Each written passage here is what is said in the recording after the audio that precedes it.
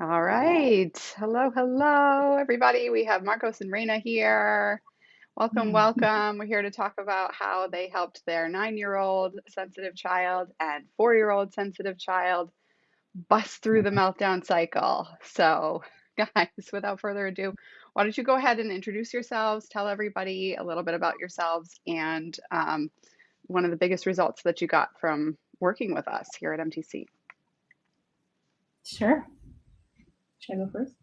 Go for it. Okay. Yeah, I'm Raina, and I'm a little nervous. I'm going to forget the questions already. We've got you.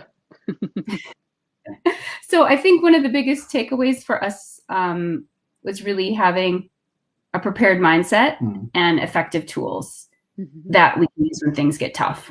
That's really what we were missing to be able to effectively parent. Yeah. Okay. I think also to piggyback on that, Marcos, Dad, that there's effective tools because the tools that we were given as parents don't work for our kids. There are many kids in the world that they might work for, and you'll see people walking back and forth in your life that they work for, but they just don't work for HSCs. So having some very specific ones kind of tailored to our kids, I think it's huge. Okay, love that. So when we think about where you guys came from, let's walk through that. What were you dealing with on a daily basis with your children before we met? We were trying to recall this just in reflecting before the call. I know, it was like, I'm forgetting that, trying to forget it. It was really hard. It was really tough. With our son, it was just like he would not, or we did not know how to set any type of limits with him. So he was basically just like running wild. And then with COVID, he's super social and he started just running out into the neighborhood and not coming home when it was time. And then our daughter, because of his big emotions, was basically just like imploding, and she'd have like big screaming meltdowns we couldn't do anything about during the day and then in the middle of the night. And so, we're not sleeping, and then daytime is super stressed. And we were just at our wits' end. I just felt desperate and hopeless and skillless. And it ended up me as well just turning into this like, oh my gosh, I'm the worst mother in the world. I have no abilities kind of feeling, just as a highly person myself too. I was just like, I'm spiraling down. And I think going back to the last question, it's like because we started talking, having that conversation of like, we're insane because we keep doing things that aren't working. That's all we have, so we just kind of keep doing. We're just like, we're insane. Like, and it's, you don't want to be insane. Exactly. No, I want to be Oh my goodness, that torn experience of I have no idea what to do, and I know what I'm doing isn't working, but this is all I have. And we're working so hard, since our kids were so little, even pregnancy, whatever. We work really hard to be amazing parents and have them, grow to be awesome humans and nurture them and love them, and it's not working. It's not. Yeah. It's not. Okay. All right. So frustration, aggravation, I hear you saying, just holding into yourself. What other emotions were running through you on a daily basis? Oh, fear, hopelessness, rage. Kinds of things. How about for you? I think just depression, frankly. I mean, just that weight of like, I don't have what I need to move this rock that's on my shoulders, and so you just start kind of giving in to the weight and just kind of sinking to the floor.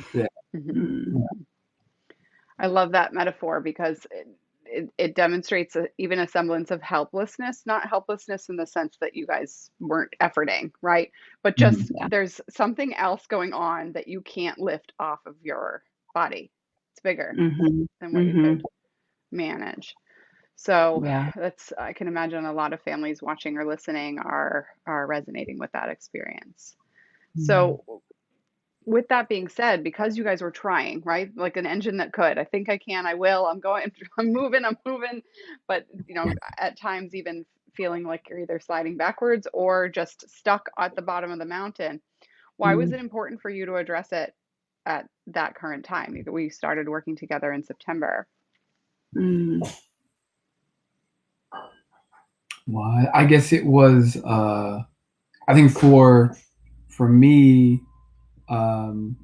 it was the constant, like literally, like it was the constant leaving, like heading off to work, right, in the morning, and her just looking at me, no, literally looking at me and being like, I can't do this. Yeah. Like I can't. I'm just being at that wall, and I mean, don't sure, leave me. No, and then coming home, yeah, and it's like she's in a more distressed state after 8 to 10 hours of hanging with these two small people, and her being like, it was just this constant thing, and I think there was a worry for me of, I don't know what it looks like when my wife like fully breaks, and I don't really want to see it, so trying to find something to alleviate the pressure. Yeah. Wow. Yeah. I mean, it's. Go ahead. Sorry. No, go ahead. The pressure cooker of COVID isolation just made us explode emotionally, and so I started just traditional therapy for myself, because I was like, I am so stressed out here. I need to talk to somebody else about this. I don't know what to do, but let me just start there. And then even with our son, we're like, well, let's see if therapy can help him, because he's just so unresponsive to us. And but of course, it's always nice to talk to trained professionals, and they could be helpful, but like it wasn't moving the train. Like it wasn't shifting our home culture, and it wasn't giving us tools that worked, and the suggestions from his psychologist were kind of, the reward kind of thing. And like, that never works with him ever. Like that, the consequence thing, I'm like, he doesn't care about that. That doesn't work. We've tried that for 9 years. Yeah. So yeah. So when you sought help, what was that experience like, prior to working with us, knowing already that you had tried all the things and then having a professional suggest you do the things again, or like, what was that experience like? I think it was a downer. It was just kind of frustrating that, oh man, they don't have anything new. They don't have anything really applicable for us. And we were teaching them about highly sensitive trait, because Marcos had found a book a couple years previously, and that's something we had read. And so this was knowledge that we were gaining, but we didn't really know what to do with it. But we were educating the professionals about it. And so we're like, well, where is this going to take us? Like, help. Felt like a dead end, I guess. What else had you tried? You mentioned reward charts. Is that what you're referencing in terms of rewards, or was there something more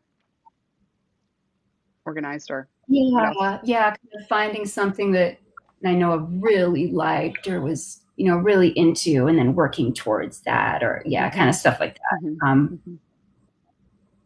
What else? In terms of like stuff that we tried, I guess it's kind of the classic taking away things that were meaningful, giving things that we thought were meaningful, lowering expectations.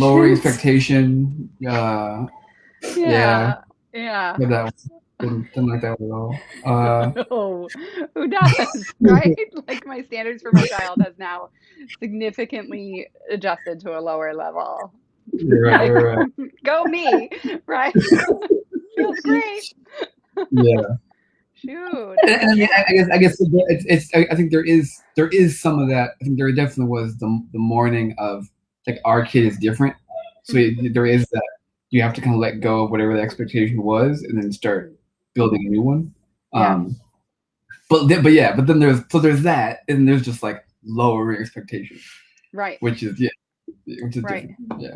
So I love this conversation though, because to me there's a big difference between having standards of what your child needs to learn and adjusting your expectations on how they're going to learn it, or their pacing on how they're going to learn it, right? So this is part of what we did together in our work is helping you guys reach your goals for your children, but in a different way, right? So when we think about lowering standards, that to me is, we talk a lot about raising a healthy, high functioning 26-year-old, right?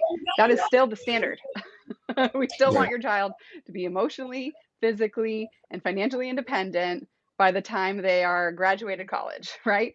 If they decide to go that route, right? And so that standard doesn't change. What changes is how you get them there. Yeah. And it seemed that in terms of what we were trying, I guess maybe that was kind of part of the fear also. It was like all the things we were trying, we didn't believe we were going to get them there. Right. So it's like, maybe and I think we even had a couple conversations like, well, we can do X, Y, and Z. Oh, no. It was, I was realizing, and Raina was pointing out to me that the style of parenting that I had more specifically with Nainoa, with our son more specifically, like if it worked, it would actually break his spirit. Oh. So it's like, true, he wouldn't be as loud and it wouldn't be as rambunctious, but he's loud and rambunctious. So who is he now? Like he's not himself anymore. Oh. So I think that was another wall that so there was, I guess there was watching her really just kind of hit that limit of pressure and just stress and frustration and rage and anger. And then there was me hitting that wall of like, holy crap, like if I keep going, like I'm not going to have a son anymore. I'll just have a person living in my house that eats food and goes to bed. Like, but I think just to your point about the difference of having standards or, and actually and expectations, like those are two, I was realizing, I'm actually going to be breaking his standard of self, which is not the goal at all. No. Hearing you say that. Yeah, go ahead. Oh, sorry, I keep interrupting. We're just so eager to have a conversation. Go ahead, Raina. No, it just felt like our daughter too was just depressed. Like it just felt like she was really squished because he was having such a hard time with his big emotions and so overwhelmed with so much, and we weren't able to support him. And then she just got smaller and smaller and smaller and smaller, like stomach aches and just like everything, like she was really taking it all inside of her. And that as well, is really worrisome for us. We're like, oh, that she has so much ability and is so intelligent and creative. And it was just really sad to not see her blossom as much as it seemed like she could because of the situation. Yeah. With that big energy of intensity, you have two highly sensitive kids on the complete opposite of the self-expression spectrum. Yeah. It can create like a snowstorm and then an icicle. I love my frozen metaphors.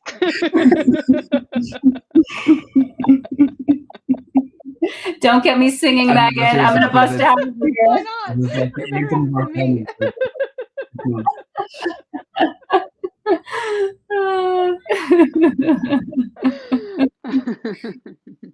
We've been living with that Frozen 2 soundtrack. That's been one of our mainstays. That's it.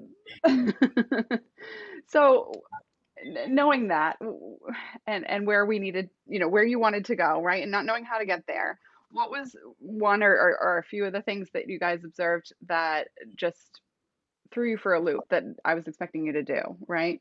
Something that surprised you, or it sounded crazy, you were skeptical about it.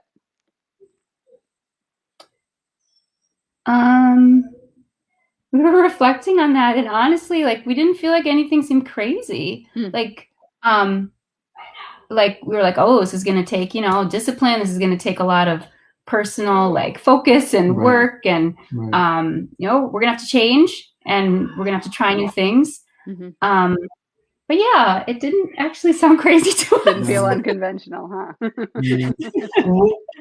Well, I think I would say it was completely unconventional, which is why I think we dug it. You know, because I think especially kind of going through the therapy track, we're like I think it was something that the two things that, well, I guess before we got in the program, the thing that impressed me was because Raina kept saying, like, she'd be like, oh my God, like I need a helpline. And so we do this thing where she'd call me at work and she'd be like, parenting helpline. And I'm like, Parent 111, Parent 111. And it became a joke.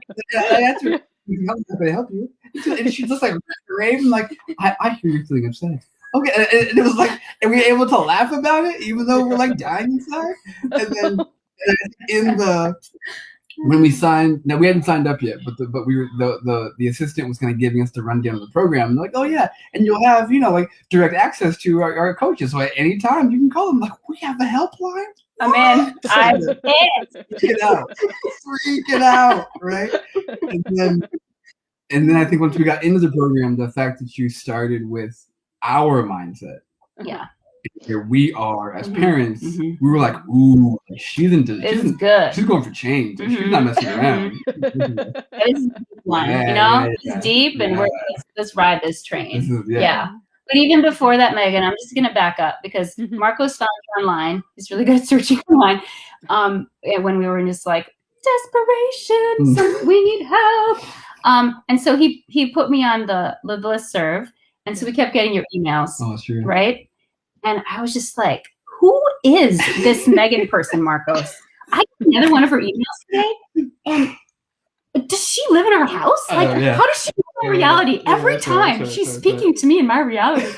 And I was a little angsty about it because I wasn't getting any help yet, of course. But we started calling you Magic Megan. I was like, Magic Megan, she's saying it again. And so finally, like after a couple months of that, I was like, all right, what are we waiting for? Like, let's just check this out, because I have not seen anything like this, and she keeps speaking my world.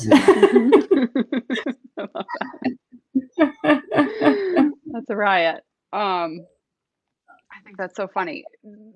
What about that was inspiring to you, or, you know, in terms of hearing? How did that help you make the decision to book the call?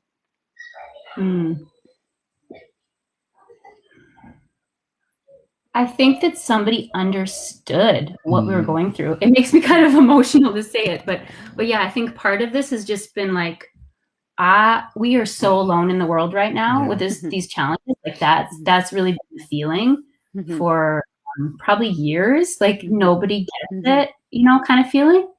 And now Magic Megan gets it. Like, no, yeah. So I think it's just like being, feeling like, oh, somebody understands. Somebody understands. So let me check this out. Because if she's saying all this, even without knowing me, there's something here that I think could benefit us. That was for me. So I guess maybe I take part of my answer back in terms of your question. I guess what threw me for a loop was, this is how HSCs operate. Yeah. Like, I'm like, oh no, my kids are crazy. It's like, no, they're not. It's like that. This is just how it works. Yeah. So this thing that works for this person actually will work for you. I'm like, no, my kids. Have you met my kids? I guess they're treasures. They are. They're total treasures. But we're acting crazy. And so I just over that month, those months of emails, I was including sarcasm in my statement. Have you met my kids? Well, yeah, but I guess over those months of emails, it was just, no, she's serious. Like they all do that? No, only ours do that. But no, there's someone else.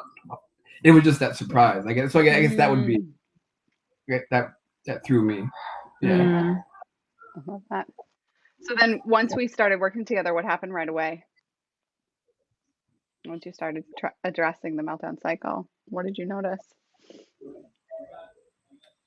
It just, I mean, it didn't go like to zero, but the meltdown cycle, it mellowed dramatically. I mean, so it was, you'd have a day of maybe one, like not 4. You know, I mean, and maybe it was a big one, and maybe things got thrown, and it was, you know, all over the place. But it happened at 10 a.m. to whatever 10:45, and that was it. You know, or maybe like a few times, like they would kind of start and then kind of stop, and they'd start and they'd so it's like even if there were 4 in a day, they weren't as, you know, because Raina became just a validation expert in the house, and so just from that, I think that's what that was. We just the crest, the wave would kind of crest, and then she'd validate, and it would kind of smooth out again. You just kind of do that, you know. What was the question today? So, but I think that could also happen because, like, for the first time, I was really feeling supported. You know? Hi, sweetie pie. It's Megan. We're live. Hi, you wanna... How's it going? Good to see you. I know. You having fun? Yeah, Rihanna's cracking her head up. So yeah, for the first time, I was able to feel supported and just get really centered. I think too, just to have that support to help me center, because I mean, my whole life, like, you know, prayer has been part of my life, and just daily, you know, reflection, and just trying to be in a cycle of learning. That's just kind of our mode as people, and in our family. But to have, there's just the practical support and the just that beginning of, okay, mindset, folks, dig in, go deep. Let's really see how you can support yourself to better support your kids. And so that translated into deeper calm for me, and a process of starting to move toward confidence as a parent. And, so that, I think, helped enable, just to bring the temperature of the house down quickly right away, because I wasn't melting down, you know, which of course was helping everybody else melt down. Hard not to do, right? Like we spoke about earlier, 8 to 10 hours of just intensity. It's really hard not to do without a plan.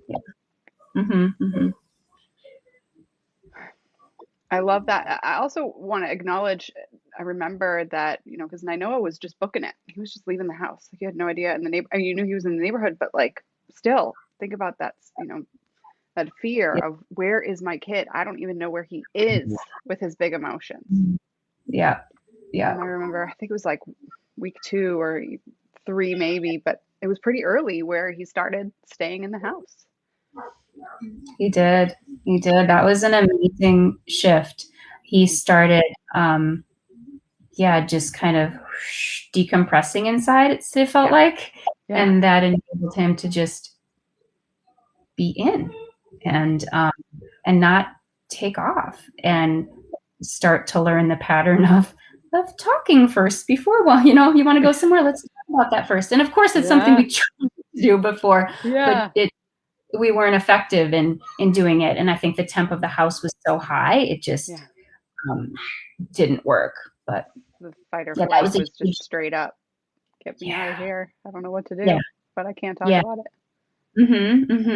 But then as he kind of decompressed, then our daughter started melting emotionally, and then her meltdowns actually increased. So it was kind of just like, oh, we have something new happening.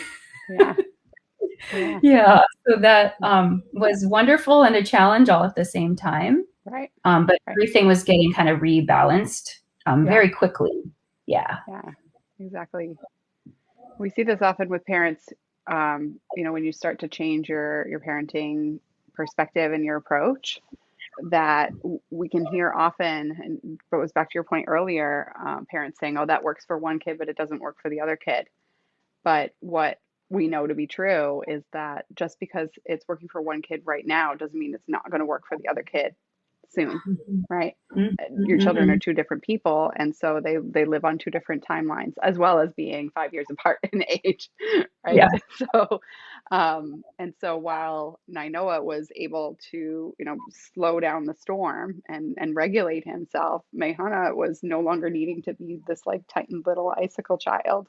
And that means that she's defrosting and she's telling you. I remember that conversation. I was like, yeah, she's telling you she didn't have skills before.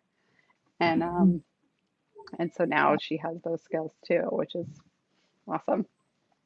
Yeah, it's been amazing. It's been amazing. Now she's sleeping, not through the night every night, but like multiple times a week, which has never happened. Yes. Never happened in her entire life. And it's just unbelievable. Yeah. That's amazing. That's amazing. You know, my daughter growing up, early in her life had night terrors with her sleep cycle being off. And so we had to change her childcare situation so she could take longer naps. And being sleep deprived is so hard as a parent. And so to think about carrying that beyond to 4.5, 5, right? Basically, and then our son didn't sleep well either. I mean, since he was young, it was very clear that he was very sensitive and seemed very needy. Like we couldn't get him to sleep. Like he literally slept on my chest for his first 6 months of life because I didn't know how else to get him to sleep without him screaming. So I was basically like to bed whatever, I will be your pillow or go to sleep, please. Like anything, just do it. Like do whatever you need to do. Just give me rest. But so it's been basically like 9 years of not good sleep. Oh. That'll make you explode on a daily basis, right? Hence we called you. Yes, there we go. Here we are. You rested. You're getting more rest. You saved our life, Megan. Honestly, your team like literally like saved our lives and just helped us just get on a positive track that we can now really see so much goodness going forward. It just it's huge. I just love not just hearing how far you've come, but also, it's a true testament to the hard work you guys put in, because you earned the nickname Mindset Ninja when you were in boot camp, Raina.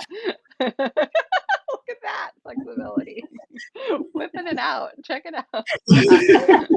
Crushing it over here.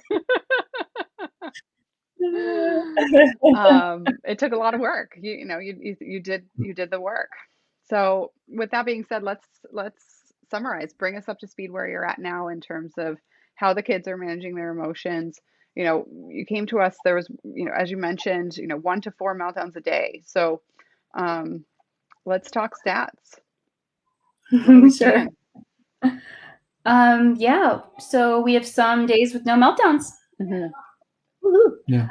Which is great. Yeah, we have a lot of days with no meltdowns. So there's it's funny, kind of like we've renamed them because they don't feel like meltdowns anymore. Now we have kind of emotional spikes. Once in a while. So every few days there's some trigger and there's a spike.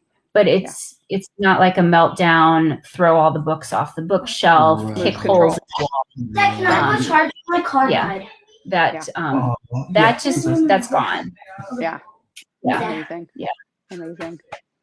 Amazing. Thanks for and the kids are really, they've taken to the whole kind of temperature chart, so just talking about the emotions and it's how's your temp right now? Basically I'll just ask them, right now, it seems a little high.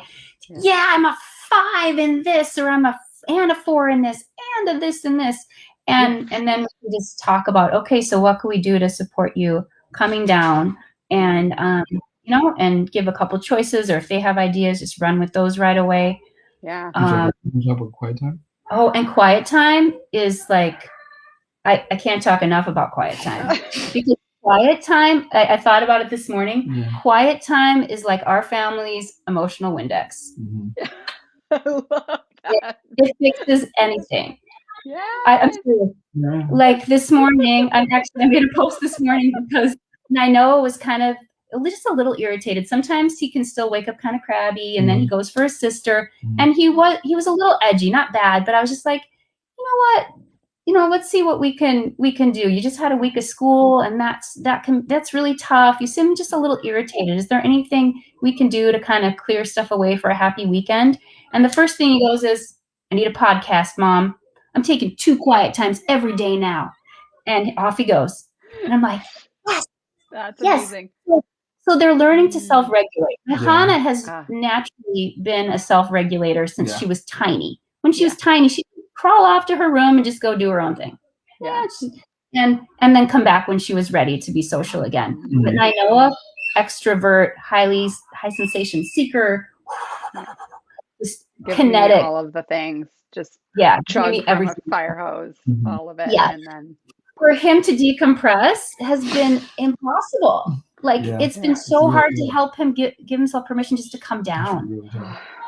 It's so hard, but quiet time, he's just taken to it, and he sees that it helps him and feels that it helps him. And now he's been able to have a short quiet time at school because he's just gone back to school, which, school is a whole other topic. We could talk about that journey. But then when he gets home, he gets another quiet time. So he does have quiet day during school days. But he knows it helps. It works. And also I'd say since Mehana is on the quieter side, like an issue that we were having with her in the very beginning was just because she can be really accommodating. She's amazingly patient for a small person. This is at like 2 and 3, and so it it wouldn't be like perfect example would be like she would ask, "Hey Dad, can I have some water?"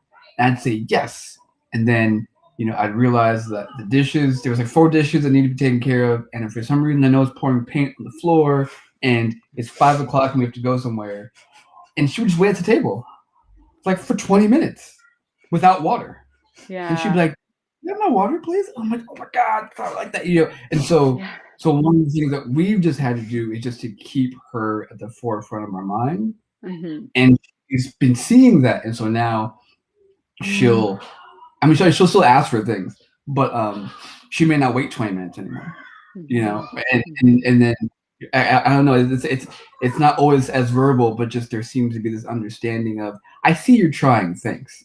I need that now, but I see you're trying things. And so she's awesome. And I think what started to happen was with the melting. I think it was kind of like this. She wasn't really expressing much at all, and then she was expressing just kind of everything. And now we've kind of reached like this middle ground of like, there will be times when she'll let us know things, and she'll be like, no.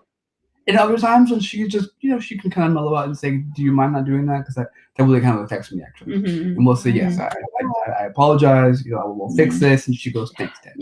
So she's kind of goes, and so it's a lot. It's just, I guess with her, I'd say it's even, it's a lot more.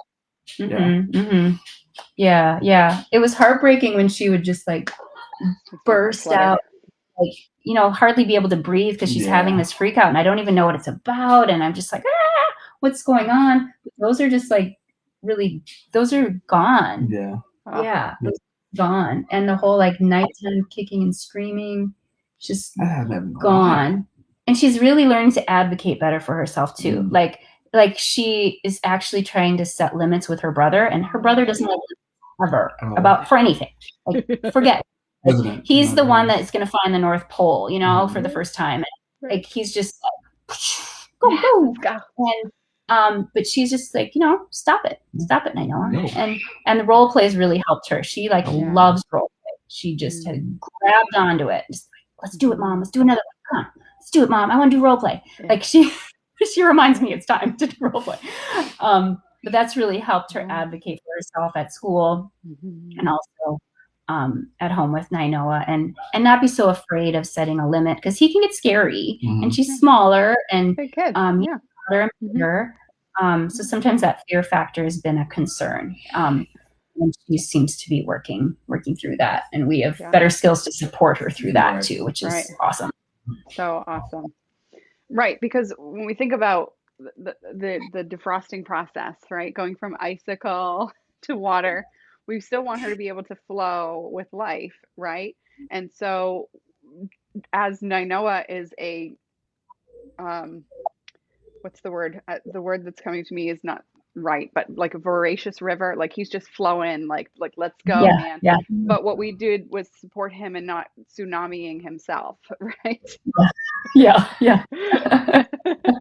And then Mehana, we want her to be able to like jazz, like just move in with the world, and but not be a doormat, right? At 5. Yeah. We want her to be able to advocate. We don't want people to just splash her like a puddle and she just is, she moves like water in an ineffective way. Totally. Yeah, that's been a concern, like for a couple years too. Just like, oh, how can we help her? Just put herself out there more. But she's acclimated to school so well. She went from half day to whole day now, and we didn't even know if she'd talk to her teachers when she started school because she's someone who talks to nobody that she doesn't know. She's just like, and I'm not going to talk to you till I'm ready. So you can say whatever you want. You can do whatever you want. She just doesn't do that. And we've given her the space and, to talk to who she wants, not like force her to. But yeah, she's made friends at school and she talks to her teachers. She's actually started reading so early. We were just like, oh my gosh. And so she's feeling so much excitement and feeling proud for all these accomplishments. And it's just a joy to see her flourish. And she's doing more creative play at home and singing. She has her anthems too of like powerful child songs and stuff. So it's I love that. Oh my gosh, I love that. That's so awesome. Oh, amazing. Just so thrilled for you guys, and it's been a pleasure and a blessing to serve your family. Seriously. So when we think about what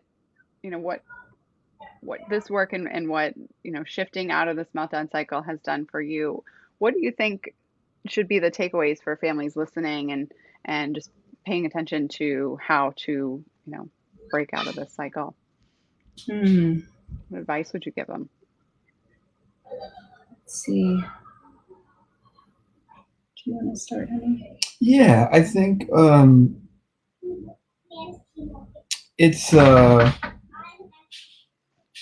think going into it, the expectation sounds like I'm going to go through this course and learn some things to change my kid, and then life will be good. And I mean, I can't speak for Raina, but I know for myself, it's been far more revolutionizing just for my own mental, emotional process as a man and as a parent. And so it's like, I think just being not even open, but trying to shift yourself.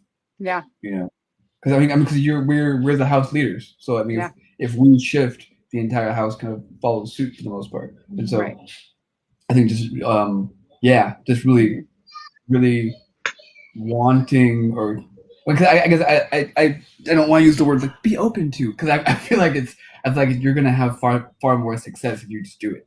You just change yourself. Choose. Yeah, just choose. There we go. That's the word. Choose to change yourself, and everything follows suit. Yeah. I love that. I know that with your work schedule, hence why we're meeting on a Saturday, you weren't able to make any of the live calls, except for the time that you had coronavirus. Only in quarantine. Pretty much. I had to get pandemically sick. But when we think about that, like what I love about the mindset room and the fact that sometimes Raina would bring a question for herself. Most of the time she'd bring a question for herself, but sometimes she would bring your question. She's like, this is Marco's question, so I can bring him back the nuggets that he needs to take in. So I just loved that, that you were able to show up for your family in a way that allowed you to also maintain your work obligations, but that didn't that didn't supersede your obligations and your desires for your family. Yeah.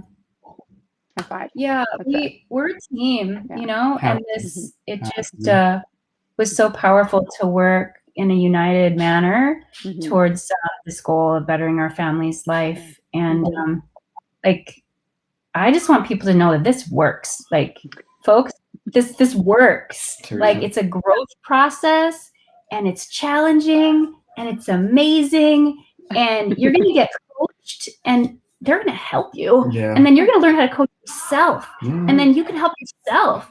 Yeah. And you get this like world community that you'll have forever, Right. that as well is going to support you and help your family move forward through all the coming stages. And just like, yeah, this is it. I'm giving her sticks. We have another visitor. That's fine. Mom, You. Mom, me and Nana with her sticks are sword fighting. Wow, how fun. And she's last one I made. My parents are here with the Oh, kids. nice. Sending reports of what's going on. Yeah, exactly. Keeping you abreast. Checking in. But yeah, That's just right. like we are the change, you know, Mhm. just Mhm. I think too, just trusting the process, like Mm. the work, do the work and it works you was really applicable for this experience for us. Mhm. Mhm. Yeah. And just now that we're out of the boot camp, just we have so many resources as well to go back to. So now it's this process. Okay, so how do we keep learning and keep going back and apply new things and problem solve and you know, go to the community for answers too, and just keep celebrating. Yeah. Keep celebrating. I really feel like it's been so helpful to keep celebrating the steps forward. You know, that was really powerful, just to know that, yeah, nothing's perfect and life's not perfect and it's messy and it's fun, but these little wins all add up, and these little wins, you can just ride them, like ride your wins and love them, because it makes a huge difference. It really helped think my just my level of joy and happiness through the process. And yeah, I feel transformed as a parent. That's awesome. I had no idea it would just be such a deep, transformative experience. But just so grateful. Oh, that's awesome. Cool. That was a lot. Yeah, that's great. That's great. So, anything else lastly before we wrap up, since you know we've had such a wonderful conversation?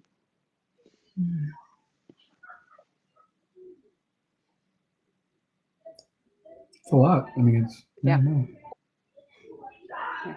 Okay, awesome. All right, guys. So, parents, those of you watching, listening, catching the replay, what we suggest obviously is to book a call, right? Whether or not we can help you, we have to have that conversation on the phone. MeganThompsonCoaching.com/talk. Myself or a member of my team will get on the phone with you. We'll have a conversation about where you're stuck, where you want to be, and whether or not we can help you bridge that gap. And if that's the case, oh, you had something to say? Go ahead, Marcos. I think just in reference to the call, and maybe I think the only, I guess, you know, watching TV, watching the internet, you'll hear people say, "It was amazing, it changed my life." And I think the integral part of that is being honest. Like on that first call with the rep, we just kind of had to lay it. Not that she even asked us, but we had to lay it bare. And when you have it in front of you, then you actually can jump on it. Yeah. So if you're trying to be like, this lady's gonna think I'm crazy, so I won't tell her this part of my life or this part, it's not gonna work because you're hiding things. You know, yeah. So I guess that'd be the final takeaway. Just be as honest as possible, and you can get this if you're honest. That's right. That's right. Wow, I love that. Right, because when we think about showing up for your family, the need to protect your family's integrity can create a desire to withhold information with a professional, especially with professionals who know how to solve the problem.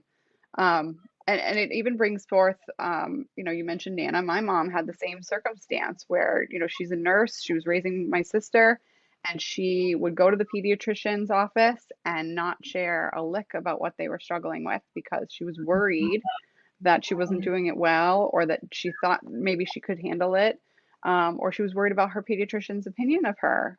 And yeah, that's something that we don't often talk about, but thank you for bringing that up, Marcos, because it is so, so helpful, which is why, you know, those of us who take the conversations as two grads of the program and me, right, with the backgrounds they have as coaches, it has to be people who know what's going on, where they've been, where they, you know, where you can go, and honesty, yeah, being clear on where you're stuck needs to be part of that. We can help you guys get that clarity on the phone as well. So definitely book that call, and we'll put the link below after we finish our conversation. So guys, thank you.